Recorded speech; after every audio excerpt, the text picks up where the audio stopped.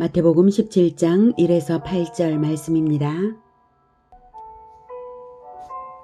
17장. 엿새 후에 예수께서 베드로와 야고보와 그 형제 요한을 데리시고 따로 높은 산에 올라가셨더니 그들 앞에서 변형되사 그 얼굴이 해같이 빛나며 옷이 빛과 같이 희어졌더라. 그때에 모세와 엘리야가 예수와 더불어 말하는 것이 그들에게 보이거늘 베드로가 예수께 여쭈어 이르되 주여, 우리가 여기 있는 것이 좋사오니 만일 주께서 원하시면 내가 여기서 초막 셋을 짓되 하나는 주님을 위하여, 하나는 모세를 위하여, 하나는 엘리야를 위하여 하리이다. 말할 때에 호련히 빛난 구름이 그들을 덮으며 구름 속에서 소리가 나서 이르시되 이는 내 사랑하는 아들이요 내 기뻐하는 자니 너희는 그의 말을 들으라. 하시는지라. 제자들이 듣고 엎드려 심히 두려워하니 예수께서 나와 그들에게 손을 대시며 이르시되 일어나라, 두려워하지 말라. 하시니 제자들이 눈을 들고 보매 오직 예수 외에는 아무도 보이지 아니하더라. 사랑하는 형제 여러분, 12월 3일 목요일 저녁 묵상에 오신 것을 환영합니다. 주는 그리스도시요 살아계신 하나님의 아들이니이다 라고 베드로가 고백했었죠. 주는 그리스도시요. 이 고백은 주가 천국의 왕이시라는 것입니다. 천국의 왕이므로 예수님께서 이 땅에서는 죽음을 당하시는 것입니다. 살아계신 하나님의 아들이니이다. 이 고백은 십자가의 주님이 내 안에 살아계셔서 십자가 실천으로 역사하신다는 뜻입니다. 이 신앙 고백이 있는 자는 자기 부인과 자기 십자가와 실천으로 예수님을 따릅니다. 이것을 예수님께서 제자들에게 가르치셨지만 아직은 예수님의 죽음 예언을 받아들이기 힘든 제자들에게는 머나먼 가르침이었을 거예요. 그래서 예수님은 특단의 조치를 취하실 필요가 있으셨습니다. 바로 부활의 영광을 보여주신 것이죠. 베드로가 비록 주는 그리스도시요 살아계신 하나님의 아들이니이다. 입술로는 그렇게 고백했지만 십자가를 따를 만큼 아직 안 되었고 다른 제자들도 모두 그렇습니다. 그래서 이들에게 부활의 영광을 보여주시고자 이제 엿새 후에 1절 엿새 후에 이제 움직이십니다. 첫 번째 순환 예고로부터 6일 후를 말합니다. 16장에서 있었던 내가 이제 예루살렘에 가서 사내들인 그러니까 제사장들에게 죽음을 당할 것이다 이 말씀을 하셨죠. 예, 그로부터 6일 후 엿새 후를 언급하는 것은 이제 벌어질 사건, 이 산에서 벌어질 사건이 십자가 순환과 관련이 있다는 것을 느끼게 하는 것이죠. 베드로와 야고보와 요한, 그 형제 요한을 데리시고 이 세 사람은 핵심 제자들이면서 유대의 율법의 증인으로 필요했던 적정 숫자입니다. 유대 율법에서는 두세 사람이 증인이 되면 그것을 인정하거든요. 그래서 예수님께서 보여주실 이 장면, 오늘 장면이 아주 중요하니까 세 사람을 데리고 갔다라고 생각될 수 있습니다. 그래서 따로 높은 산에 올라가셨는데 헤르몬산으로 추정이 됩니다. 가이사랴 빌립보 근처이고요.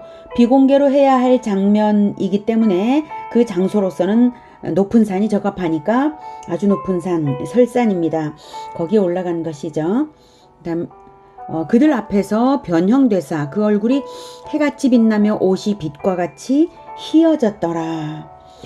출애굽기 34장에서 모세도 시내산에서 40일간 하나님을 대면하고 왔더니 모세의 얼굴에서 광채가 나서 사람들이 피할 정도였죠. 모세의 얼굴은 수건을 덮어서 광채를 차단할 수 있었습니다. 그래서 모세가 사람들과 대화하려면 수건을 덮어서 사람들을 만나기도 했습니다. 그러나 예수님의 광채는 입고 계신 옷까지 투과하여서 옷까지도 눈부신 상태였죠. 예수님이 참 빛 되신 신성을 그대로 가시적으로 보여주신 것입니다. 모세의 광채는 하나님 영광의 반사경과 같은 것이죠. 말하자면 그래서 비교할 바가 되지 못한다. 이것을 저는 말을 하려고 했던 것입니다. 자, 지금 예수님이 변형된 모습을 왜 제자들에게 보여줄까요? 그렇죠. 부활의 영광을 미리 보여주시는 것입니다. 그뿐만이 아닙니다. 3절에 그때에 모세와 엘리야가 갑자기 나타난 것이에요. 그래서 예수와 더불어 말하는 것이 그들에게 보이거늘. 네. 모세와 엘리야는 구약 율법을 그리고 선지자를 대표하는 두 인물입니다. 율법과 선지자의 대표들이 나타났다는 것은 구약 성경이 말하는 그 언약의 사자, 유대인들이 대망하던 바로 그 메시아가 예수님이라는 것을 알게 하는 장면 메시지입니다. 한편 누가복음 9장 31절은 모세와 엘리야가 나타나서 예수님과 나눈 대화의 내용도 기록되어 있어요. 확인할게요. 영광 중에 나타나서 장차 예수께서 예루살렘에서 별세하실 것을 말할세. 네, 앞에 30절 문득 두 사람이 예수와 함께 말하니 이는 모세와 엘리야라. 똑같은 장면이죠. 이 부분을 누가가 더 기록을 해두었던 것입니다. 대화 내용이 무엇입니까? 예수께서 예루살렘에서 별세하실 것. 십자가 사역입니다. 그 십자가 사역이 인류 최대의 사역이고 사건이 될 것이기에 그것을 대화하는 것입니다. 그 십자가 사역이 구약의 목적이었습니다.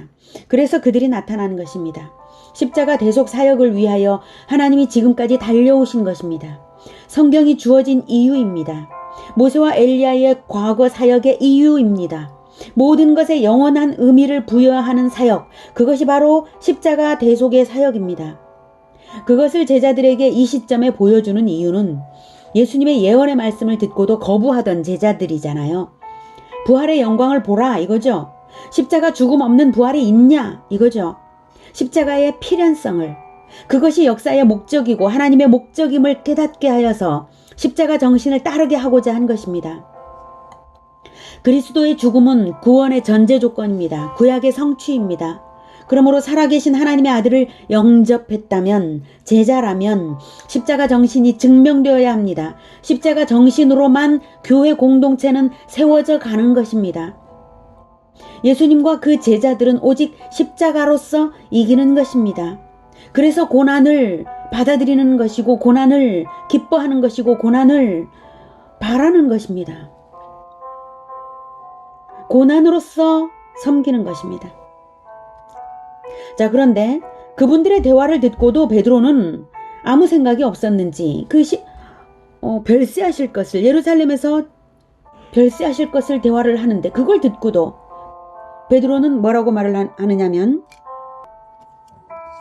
내가 여기서 초막 셋을 짓되 하나는 주님을 위하여, 하나는 모세를 위하여, 하나는 엘리야를 위하여 하리이다. 이 사건의 제자들을 입회시킨 목적을 깨닫지 못하고 횡설수설하는 것이죠. 초막 셋이 인류를 구원합니까? 예수님이 십자가 지시면 이어서 십자가 질 생각을 해야 하는 것이지 건축물로 예수님을 붙잡아 둘 수 있습니까? 이 제자들에게 누가 모세이고 누가 엘리야인지도 알려주지 않았는데 제자들은 직관으로 알았습니다. 성령의 역사죠. 그럼에도 불구하고 하나님의 뜻은 여전히 깨닫지 못하고 멀었어요. 성령의 역사가 인간의 자유의지 영역에까지 강제하시지는 않기에 그렇습니다. 아무리 신비한 성령의 역사를 체험했다 해도 그 체험보다 중요한 것은 자유의지로서 하나님을 영광되게 하고자 하고 하나님의 뜻을 구하여서 자신을 드리는 그 십자가 정신, 그것이 중요합니다. 십자가 정신 실천보다 중요한 것은 없습니다. 그것은 자유의지로서 드리는 것입니다. 성령께서 강제하지 않습니다. 그래서 하나님 아버지께서도 이 중요한 장면에 증언해 주십니다. 5절, 빛난 구름이 그들을 덮으며 구름 속에서 소리가 나서 이르시되, 하나님이 등장하셨는데요.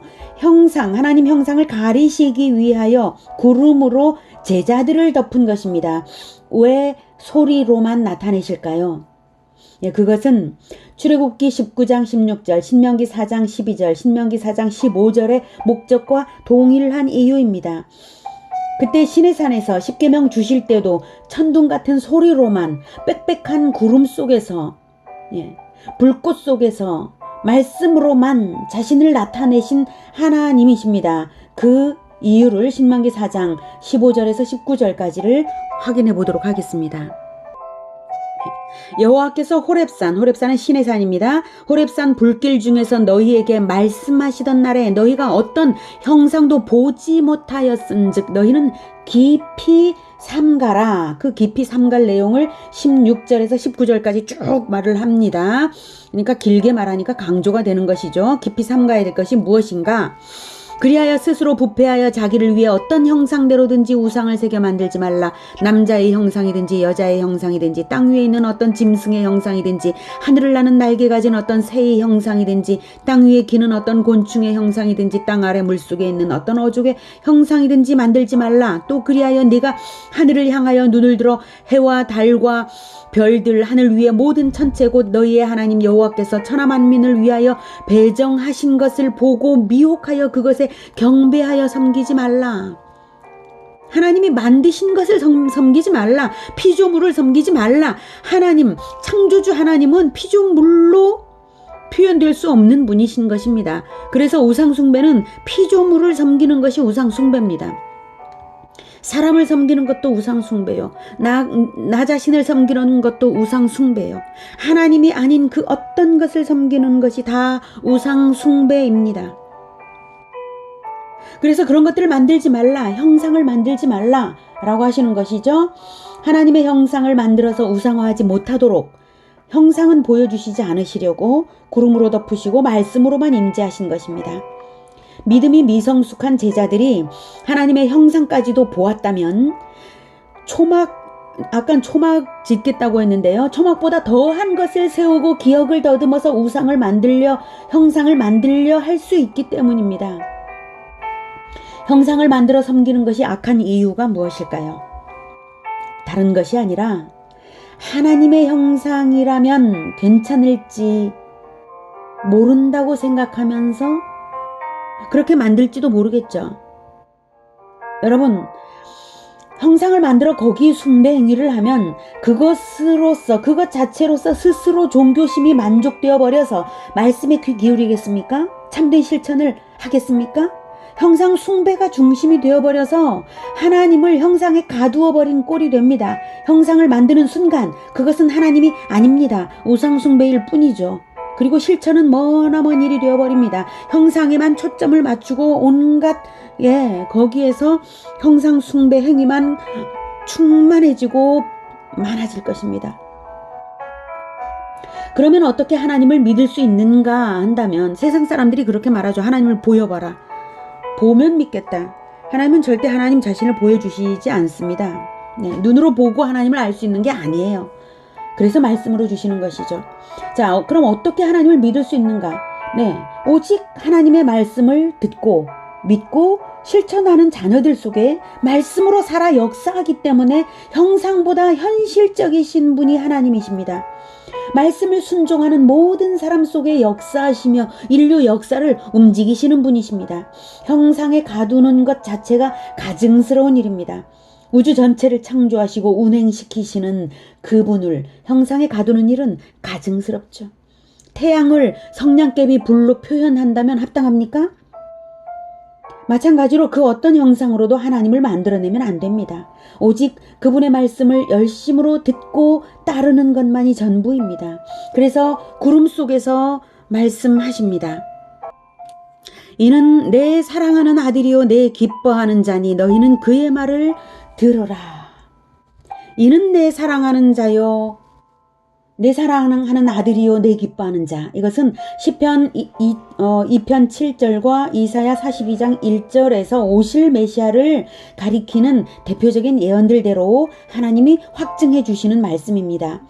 공생애가 시작되는 세례 때도 하늘이 열려서 이 말씀이 동일한 말씀을 음성으로 들려주셨고 이후 예루살렘에서 십자가 순환을 당하기 직전에도 하늘에서 음성이 들렸습니다. 이렇게 결정적 시기마다 하나님이 예수님의 메시아직을 음성으로 보증하신 것입니다. 너희는 그의 말을 들으라. 신명기 18장 15절의 예언대로 보내시기로 한 그 선지자 즉 그리스도인 것을 알게 하는 말씀입니다. 너희는 그의 말을 들으라. 이것은 깊은 깨달음으로 우리 마음에 새겨져야 하는 말씀입니다. 예수님을 위해서라면 베드로가 바랐던 건축을 할 것이 아니고 정치적 왕으로 옹립할 것도 아니고 예수님의 십자가를 따르기 위해 예수님의 말씀을 듣고 순종하는 것만이 바로 하나님의 뜻입니다. 6절 제자들이 그래서 듣고 엎드려 심히 두려워할 때에 예수께서 나와 그들에게 손을 대시며 말씀하셨죠. 일어나라 두려워하지 말라 하시니 제자들이 눈을 들고 보니까 오직 예수님 외에는 아무도 보이지 아니하고 사라졌습니다.